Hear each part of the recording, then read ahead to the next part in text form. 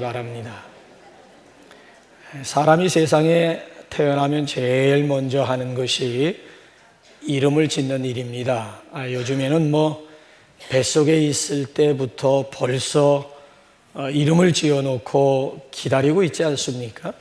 근데 우리나라 같은 경우에는 성은 이미 정해져 있고, 그리고 가문 따라서 돌림자도 이미 정해져 있습니다. 그러고 보면 한자만 집어넣으면 이름이 되는 거예요. 여러분들 같은 경우에는 돌림자가 무엇입니까? 저 같은 경우에는 터기자가 돌림자가 되겠습니다. 그래서 학렬을 볼 때에 아버지 돌림자가 뭐냐, 당신 돌림자가 뭐냐 하게 되면 대체적으로 학렬이라고 하는 것이 나오게 되지 않습니까? 자, 어느 도장포 가게에 손님이 하나 들었습니다. 도장 하나 새기는데 얼마입니까? 5,000원입니다. 한글이나 한자나 같습니까? 예, 같습니다. 이름이 짧으나 기나 같습니까? 예, 같습니다. 말이 떨어지기가 무섭게 이 손님이 종이 한 장을 내놓았습니다. 도장포 주인이 한참 봐도 이게 어느 게 이름인지 잘 모르겠습니다. 어느 것이 이름입니까? 그것이 다 이름입니다. 아니, 이렇게 이름이 깁니까? 이름이 깁니다. 아니, 세상에 이런 이름이 어디 있습니까? 제 아들 이름입니다. 아니, 선생님, 저를 지금 놀리고 계시는 겁니까? 놀리다니요. 그리고는 또 속주머니에서 호적 등본을 하나 내놓았습니다. 자, 호적 등본에 오른 이름을 한번, 화면 한번 보실래요? 네. 호적 등본에 오른 이름. 박차고 나온 놈이 셈이나. 그러면서 그 손님이 저 말의 뜻을 이어서 주인에게, 도장포 주인에게 설명하는데, 저 뜻이 뭘겠어요? 복을 차고 나온 놈, 복을 차고 나온 아들을 남들이 셈낸다. 복을 차고 나온 놈을 남들이 셈낸다라고 하는 뜻은 아주 굉장히 좋지 않습니까? 이름치고는 상당히 아주 긴 이름이에요. 저것보다 더 긴 이름이 우리나라에 있습니다. 자, 우리 한번 현재 우리나라에서 가장 긴 이름이죠. 그냥 저거 문장이 아니에요. 그냥 저기 이름이야, 이름. 황금 독수리 하늘을 날며 세상을 놀라게 하다. 머리 나쁜 사람은 저거 이름 제대로 기억하지 못합니다. 저 같은 경우에는 아예 그냥 포기해버리고 말았습니다. 안 부르고 말 거예요. 저 이름 부르다가는 날 새거나 날 어둡거나 둘 중에 하나가 될 것 같고, 워낙 제 머리가 나쁘기 때문에 애웠다 할지라도 그 다음에 또 까먹을 것이 뻔하기 때문에 아예 그냥 애우는 것 포기하겠습니다. 그 대신 저기 빨간 글씨 써놨 대로 줄임말로 이름 부르겠습니다. 황금 독수리 황, 하늘을 날며 하, 세상을 놀라게 하다 새, 황하새라고 차라리 부르겠습니다. 그런가 하면 현재 우리나라의 이름들을 이렇게 보게 되면 실제 이름인데, 조크가 아니에요. 실제 이름인데 한번 제가 이 시간에 출석을 한번 불러보려고 합니다. 한번 화면 보실래요? 변태산, 변홍수, 방귀남, 방귀녀, 신호등, 강호등도 있는데 신호탄, 백김치, 썩을년, 조진년, 도레미, 똥싸개, 지혜미, 하숙년, 어머나, 권태기. 이게 다 이름이에요, 이름. 아마 옛날에 유행했던 어명에 따른 그런 이름이거나, 아니면 이름 짓는 건 무슨 철학관이라든지, 아니면 가문이설, 철학관의 가문이설에 따라 이름을 지은 것이 아닌가 싶은 그런 생각이 들어요. 신천교회에 있다 보니까 고시인데 남매가 하나는 고구마고 하나는 고하여예요. 여자는 고하여고 남자는 고구마야, 고구마. 애들이 구마 부르겠습니까? 성까지 같이 부르면서 놀리. 또 신씨가 있었는데 신호바야, 신호바. 차라리 그냥 발을 하나 내놓고 이름 부르는 대신 발 하나 올리면은 오히려 상대방을 부르는 거. 신호바. 글쎄 옳시다. 농담기 섞인 그런 생각 가지고 이름을 지었는지 모르겠습니다만은 여러분, 이름이라고 하는 것은 잘 지어야 되지 않겠습니까? 여러분들 같은 경우에는 여러분들 자녀 이름을 어떻게 지었습니까? 어떤 동기 가지고? 대체적으로 부모가 자식들의 이름을 지을 때에는 부모의 바람이나 부모의 소원을 이름에 담지 않습니까? 너는 장차 이런 아들, 너는 장차 이런 딸, 너는 장차 이런 인물이 되어다오라고 하는 이런 부모의 바람이 이름 속에 들어가 있는 것 아니겠습니까? 성경을 읽어보게 되면 이름대로 살다 갔더라고요. 2930여 명 나오는 인물들을 가만히 보게 되면 이름마다 다 뜻이 있어요. 근데 결과적으로 보게 되면 이름대로 살다 갔더라고요. 그래서 제가 성경의 인물들을 연구하면서 아하, 이름만큼은 잘 지어야겠구나라고 하는 그런 생각을 해요. 그러니까 이름 속에 기질이 있고 이름 속에 성품이 있고 품성이 이름 속에 드러나게 되는 것 아니겠습니까? 여러분들 이름 속에는 어떤 의미들이 담겨 있습니까? 자, 우리가 함께 읽은 이 본문 말씀 보게 되면 메시아, 즉 그리스도에게도 이름이 있어요. 이름이. 자, 우리 한번 16절 본문 말씀 그 위로 한번 거슬려 올라가 볼까요? 시작. 마리아에게서 그리스도라 이름하는 예수가 나시니라.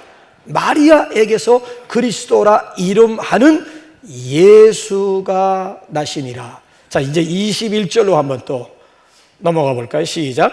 아들을 낳으리니 이름을 예수라 하라. 25절 결론 구절로 가볼까요? 시작.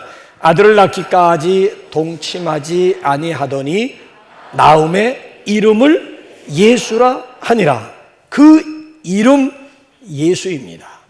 그래서 저는 성탄절을 하루 앞둔 이제 오늘 주일 대림절의 마지막 주일인 오늘 이 시간을 통해서 대림절과 성탄절의 주인공이신 바로 그 예수님을 여러분들에게 짤막한 시간에 소개해 올릴까 생각합니다. 첫째로 그 이름은 성령으로 그 예수님은 바로 성령으로 잉태가 되셨습니다.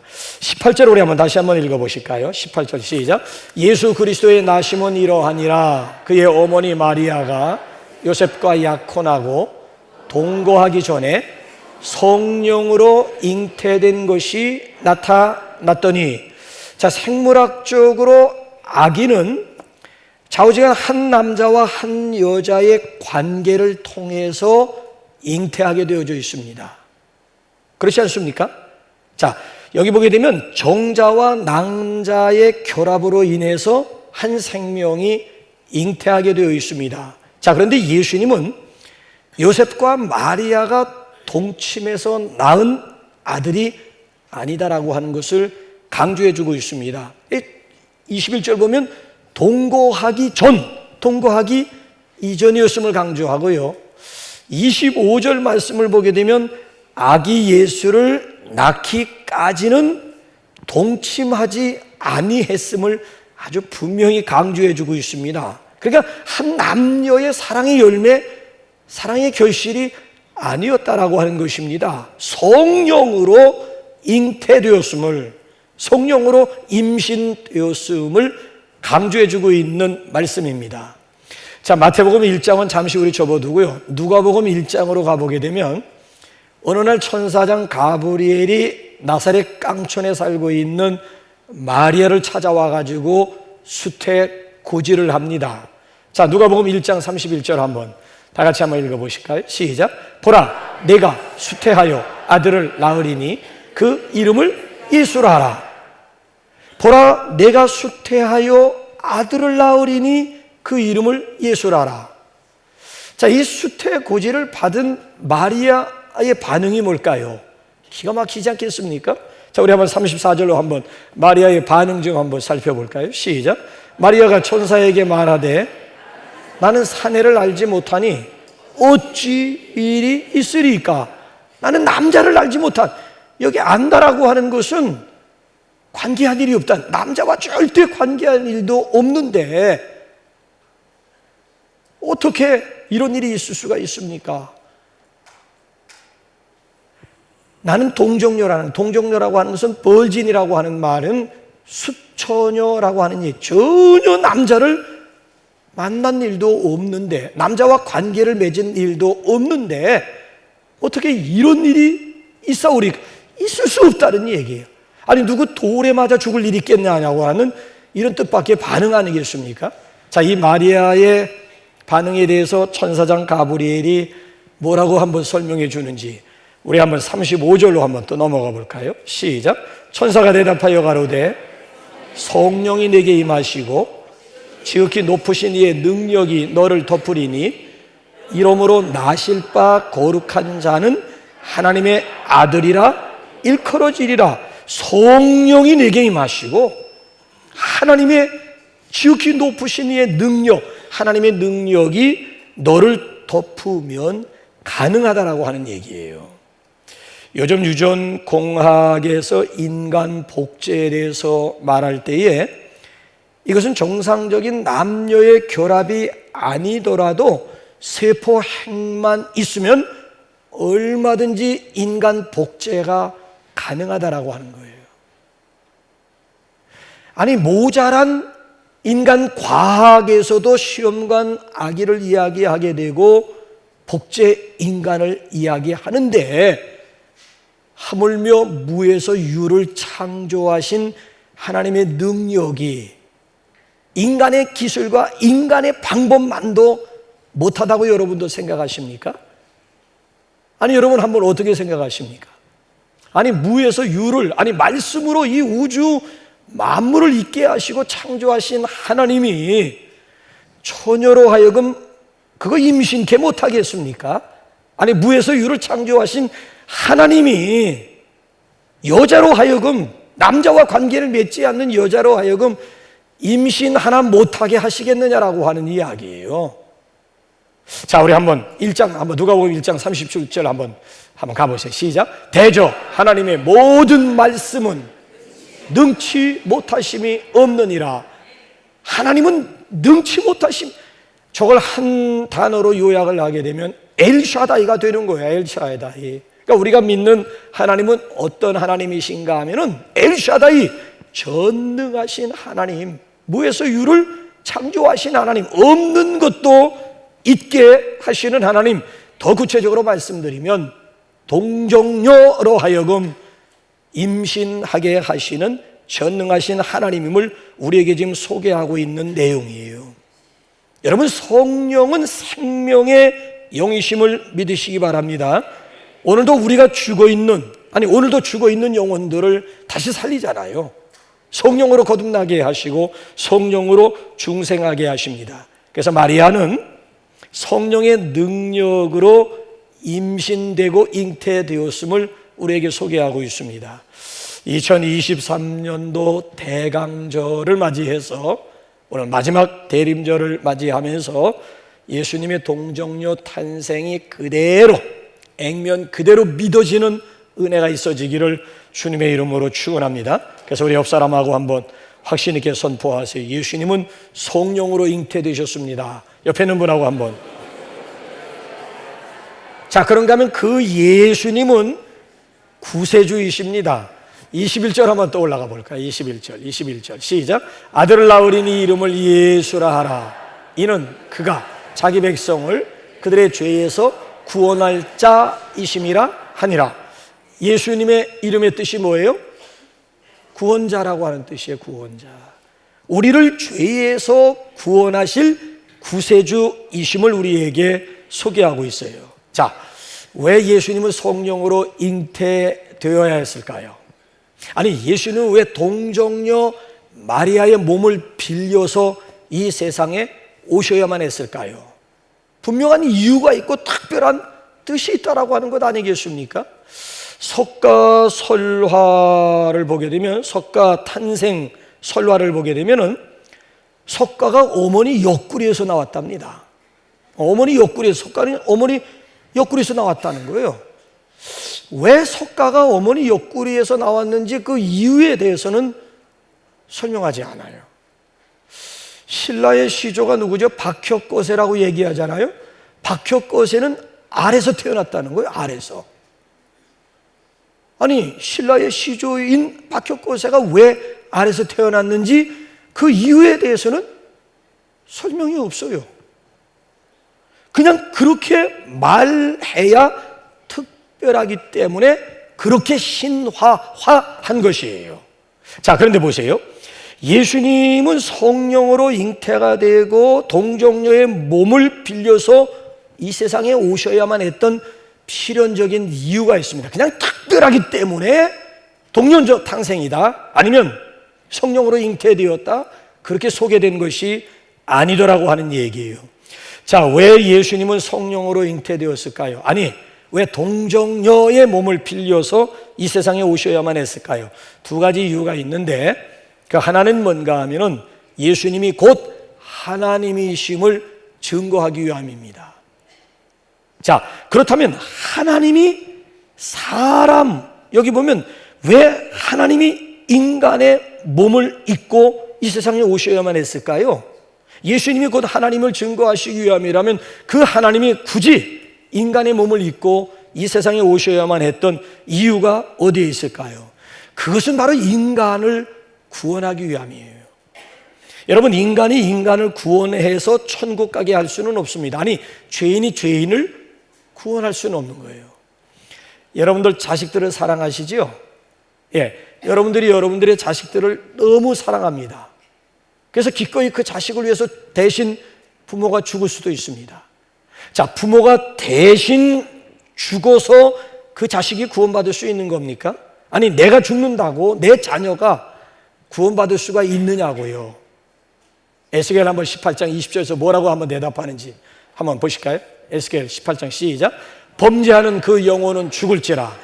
아들은 아버지의 죄악을 담당하지 아니할 것이요, 아버지는 아들의 죄악을 담당하지 아니하리니 의인의 공의도 자기에게로 돌아가고 악인의 악도 자기에게로 돌아가니라. 아들은 아버지의 죄악을 담당할 수도 없고, 아버지는 아들의 죄악, 아버지 죄 때문에 자식이 죽을 수도 없고, 자식의 죄 때문에 아버지가 죽는 거, 자신의 죄로 인하여 죽는다라고 하는 거예요. 자기를 강조해요. 공의도 자기에게로, 아니면 죄악도 자기에게로. 자기 죄 때문에 죽는다라고 하는 거예요. 자, 우리 인간을 구원할 수 있는 분은 전혀 죄가 없는 인간이어야만 됩니다. 그렇기 때문에 죄가 없으신 예수님이 인간의 몸을 입고 이 세상에 오셔야만 했습니다. 이런 의미에서 여러분, 성탄절이라고 하는 것은 하나님이 구체적으로 우리를 어떻게 사랑하고 있는가를 보여주는 성탄절 속에 액션적인 사랑이 들어있다라고 하는 거예요. 여러분들 이런 생각해 보셨습니까? 외아들까지 보내주신 하나님의 사랑이 어떤 사랑인지 생각해 보셨습니까? 외아들까지 이 세상에 보내주신 그 하나님의 사랑은 곧 어떤 사랑인지 이거 한번 묵상해 보신 분들이 있습니까? 절친이었던 목사님 두 분이 만나가지고 아주 어렸을 때 함께 자라고 함께 신학을 공부하고 함께 목사가 되고 함께 동력자가, 아주 절친이에요. 어느 날 만나가지고 식사를 하고 카페에서 이제 커피를 마시면서 이런저런 생활적인 얘기를 하는 가운데 친구 한 목사님이 상대방에 이런 농담을 건넸어요. 그분은 결혼을 했는데도 오랜 세월 동안 자식이 없어요. 근데 친구는 아들만 5명이 아들만. 그러니까 이 친구 목사님이 농담으로 자네 아들 5명씩이나 되니까 1명 내게 양자로 보내지 않겠나? 내가 아주 훌륭하게 잘 키워보겠네. 이 농담으로 그냥 이렇게 슬쩍 건넨 질문인데 상대방을 그걸 진담으로 받아들였어요. 그래? 아들 5명인데 뭐. 아니 1명 절친인데 뭐. 이 친구 정말 믿을 만한. 아니 그 당시 무슨 목사들의 삶이 넉넉한 것도 아닌데 사실 5명을 제대로 공부시키고 양육한다라고 하는 것이 현실적으로 쉽지 않잖아요.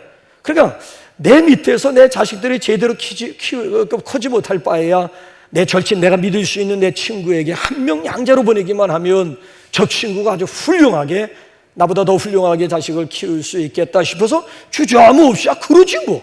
아들 5명씩이나 되는데 뭐. 자, 그리고 이제 집으로 돌아와가지고 저녁에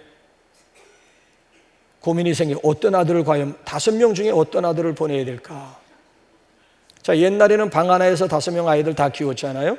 이제 저녁이 되어가지고 잠자고 있는 아이들 방에 들어가서 어느 놈을 보낼까 하면서 쭉 내려다보는데 큰아들, 첫째는 큰아들이고 장남이기 때문에 이놈을 보내면 안 될 것 같고, 둘째는 국화빵이야. 자신을 너무나 빼닮았기 때문에 이놈 친구한테 보내면 이것도 안 될 것 같고, 셋째 놈은 또 공부를 워낙 잘해. 이 가문의 영광을 빌낸 놈이야. 이놈은 너무너무 공부를 잘해가 똑똑하고 너무 공부를 잘해서 이놈도 안 될 것 같고, 넷째를 보낼까?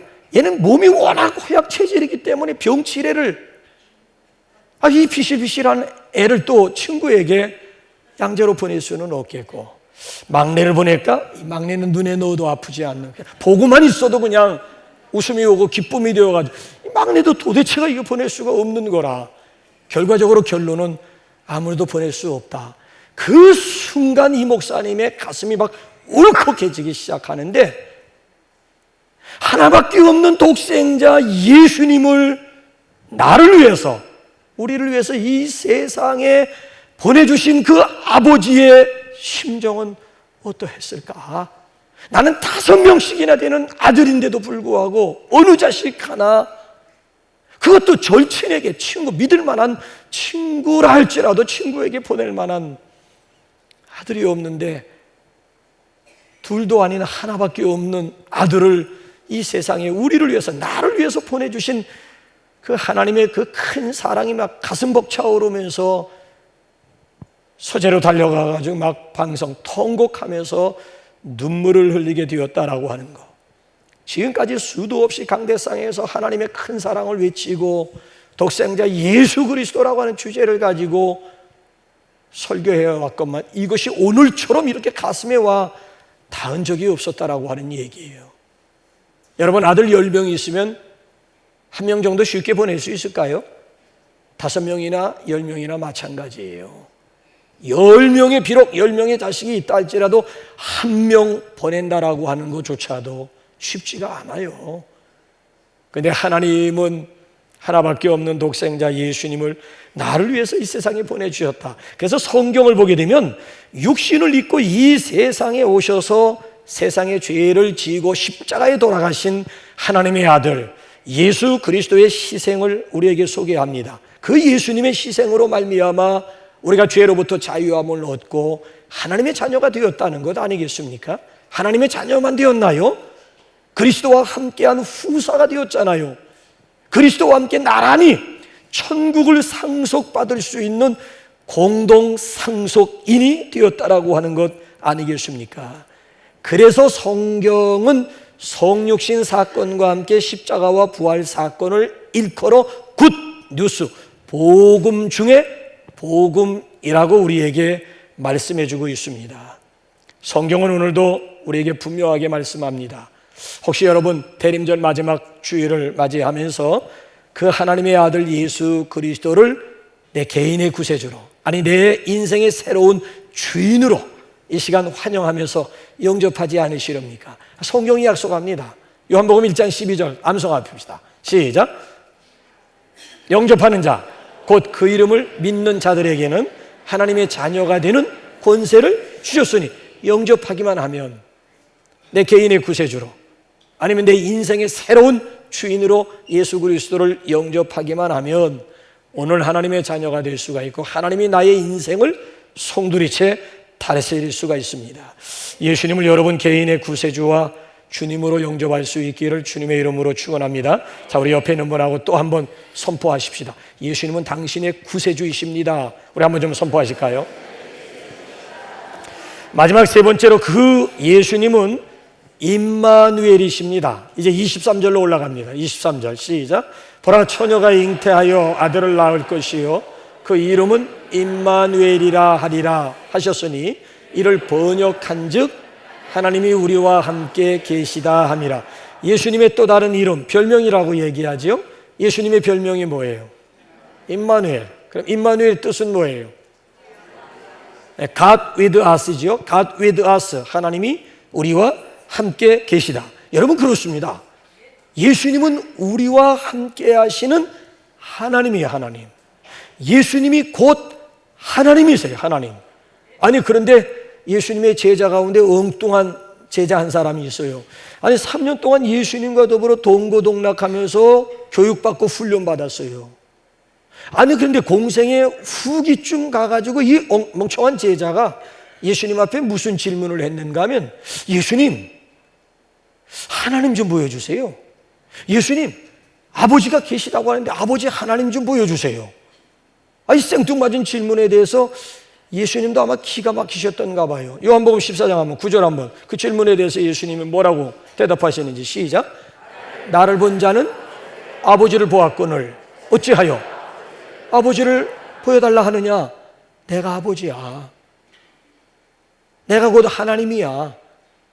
아니 나를 보았으면 아버지를 본 거고 나를 보았으면 하나님을 본 것인데 뭔 또 이제 와가지고 아버지 하나님을 보여달라 하느냐라고 하는 이 질문이에요. 그러니까 예수님이 이 세상에 오신 목적이 여기에 있는 거예요. 우리와 함께 하시기 위해서, 아니 우리 삶 한가운데 거하시기 위해서 예수님께서 이 세상에 오신 거예요. 그래서 여러분 구약 모양 멀리 계시는 하나님이 아니라는, 초월적인 하나님이 아니라는 거예요. 오히려 내재하시는 하나님, 아주 가까이 계신 하나님을 보여주시기 위함이에요. 어느 시인의 고백처럼 하나님은 우리의 숨결, 우리의 호흡, 우리의 숨결보다도 더 가까이 계신 하나님.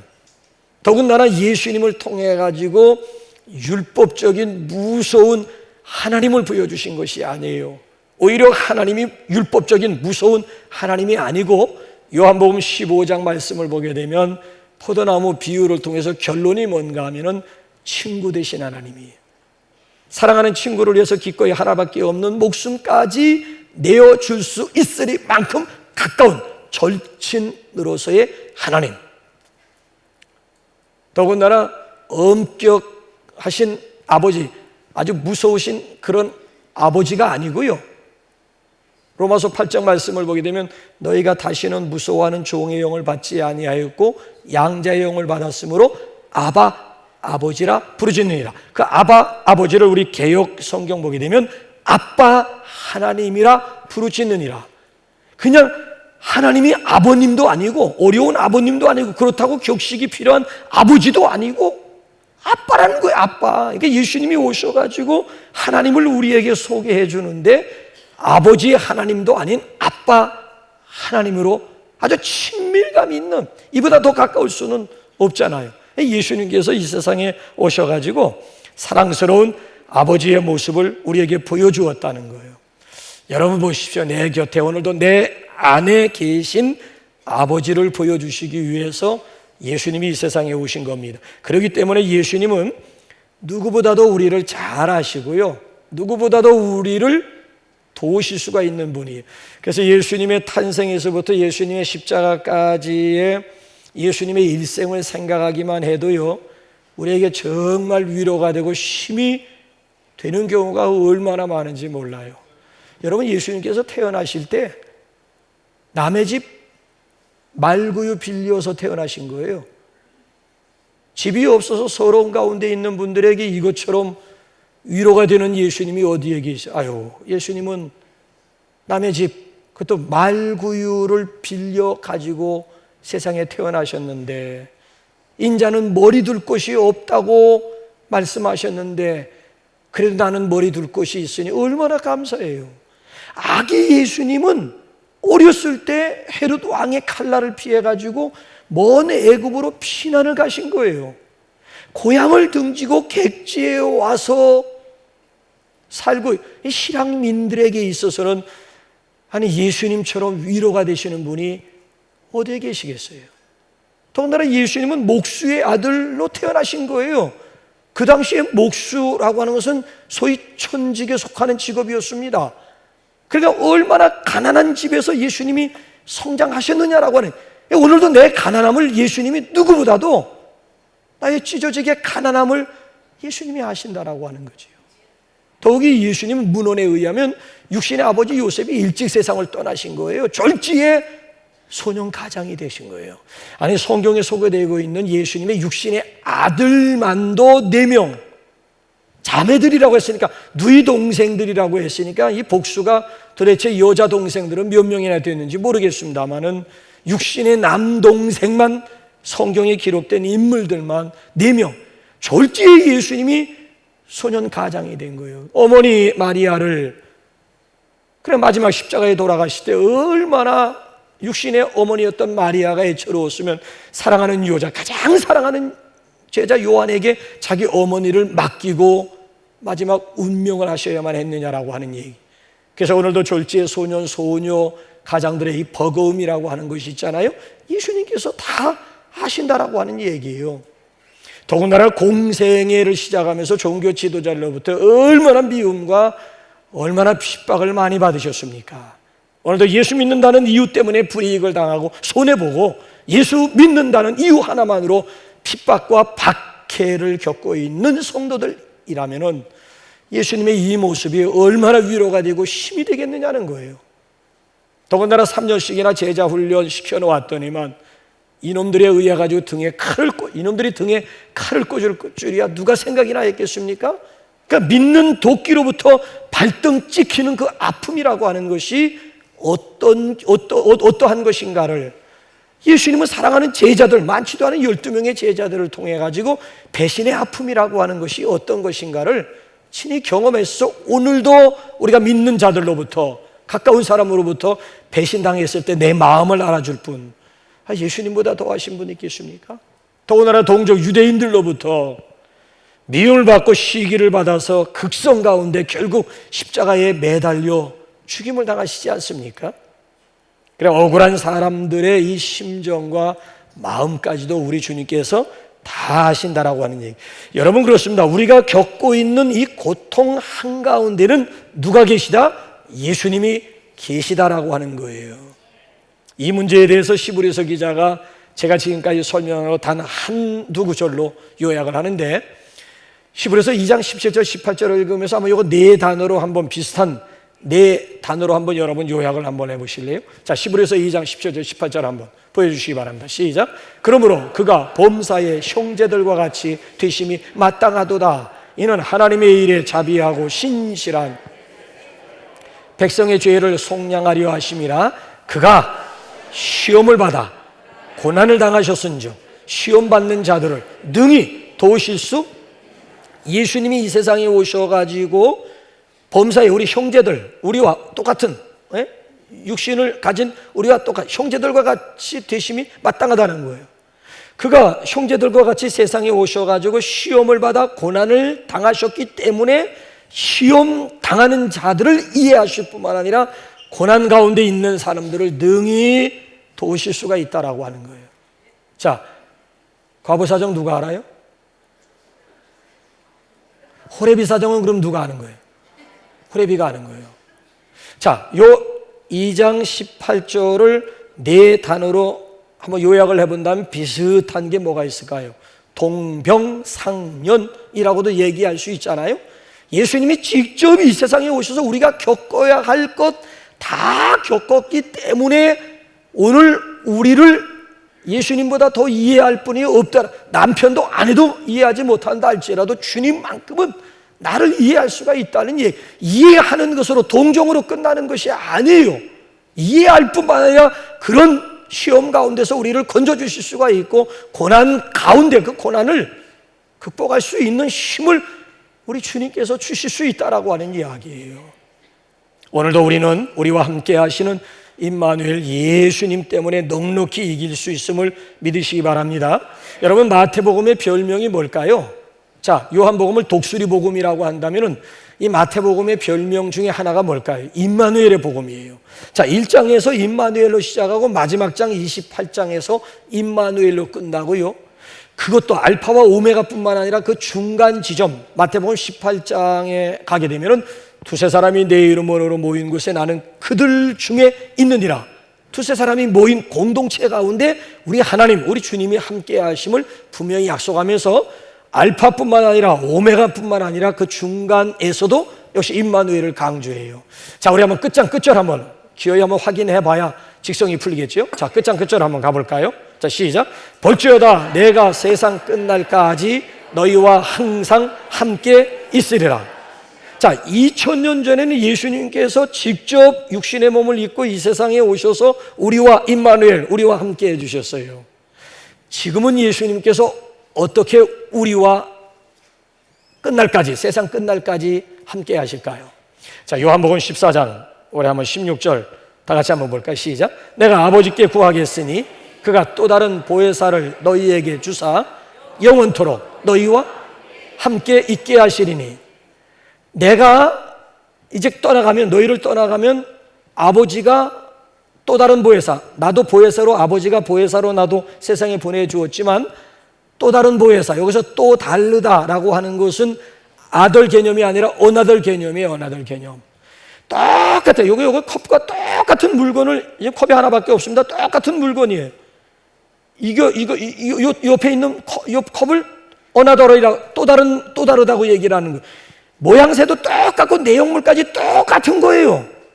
근데 엄연히 이 컵과 이 컵은 분명히 달라요.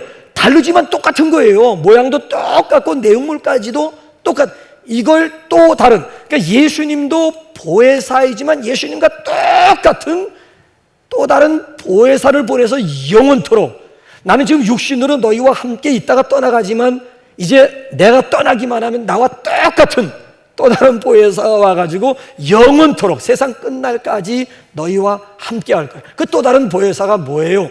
성령.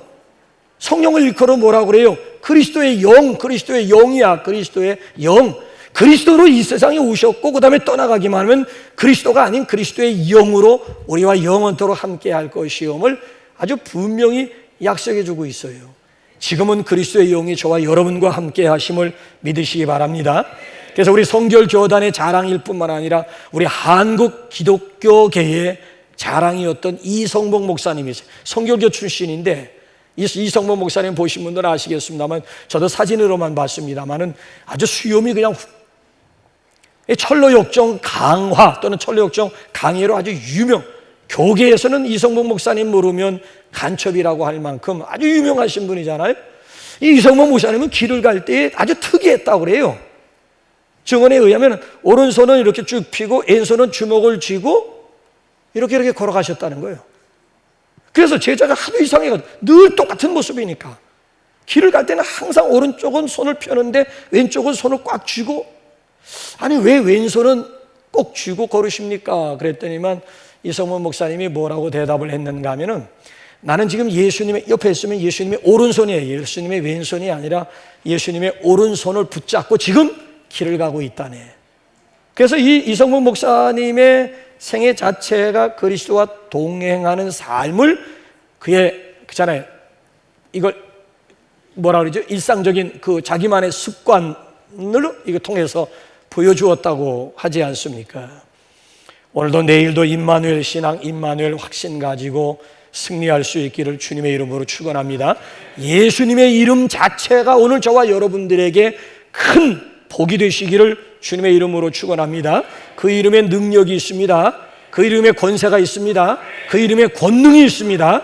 그 이름에 인간의 모든 해답의 열쇠가 들어 있습니다. 그 이름에 구원이 들어 있습니다. 누구든지 주의 이름을 부르는 자는 구원을 얻으리라. 누구든지 주의 이름을 부르는 자는 구원을 얻으리라. 바라기는 그 이름, 예수님의 이름을 믿고 그 이름, 예수님을 부르면서 오늘 주와 동행하는 귀한 삶이 되시기를 주님의 이름으로 축원합니다. 자,